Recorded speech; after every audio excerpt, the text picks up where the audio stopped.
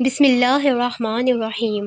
اسلامی تاریخ کا ایک عظیم واقعہ جو صبر، وفاداری اور قربانی کی لازوال مثال ہے، وہ ہے حضرت ابراہیم علیہ السلام کی اپنے بیٹے حضرت اسماعیل علیہ السلام کی قربانی۔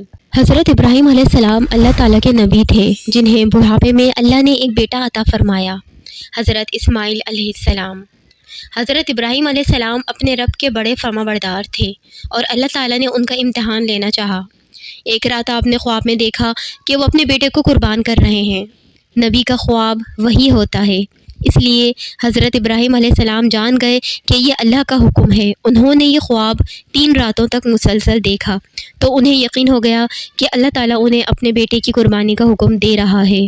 حضرت ابراہیم علیہ السلام نے اس خواب کا ذکر حضرت اسماعیل علیہ السلام سے کیا۔ حضرت اسماعیل علیہ السلام جو ایک فرمانبردار بیٹے تھے، انہوں نے جواب دیا، ابا جان، جو آپ کو حکم دیا گیا ہے وہ کر گزریے، انشاءاللہ آپ مجھے صبر کرنے والوں میں پائیں گے۔ کیا عظیم باپ اور کیا فرمانبردار بیٹا۔ پھر وہ وقت آیا جب حضرت ابراہیم علیہ السلام حضرت اسماعیل علیہ السلام کو لے کر میدان مینا کی طرف روانہ ہوئے۔ شیطان نے راستے میں آ کر حضرت ابراہیم کو بہکانے کی کوشش کی، مگر انہوں نے کنکریاں مار کر اسے بھگا دیا۔ یہی عمل آج بھی حج کا حصہ ہے۔ جب حضرت ابراہیم علیہ السلام نے اپنے بیٹے کو زمین پر لٹایا اور آنکھوں پر پٹی باندھ کر اللہ کا حکم پورا کرنے کے لیے چھری چلائی تو اللہ تعالیٰ نے فوراً حضرت جبرائیل علیہ السلام کو بھیجا اور ایک عظیم مینڈا دمبا حضرت اسماعیل علیہ السلام کے بدلے میں بھیج دیا۔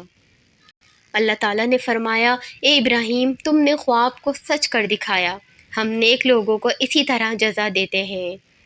یہ اللہ تعالیٰ کی طرف سے ایک عظیم آزمائش تھی جو حضرت ابراہیم اور حضرت اسماعیل علیہ السلام نے صبر اور رضا سے قبول کی۔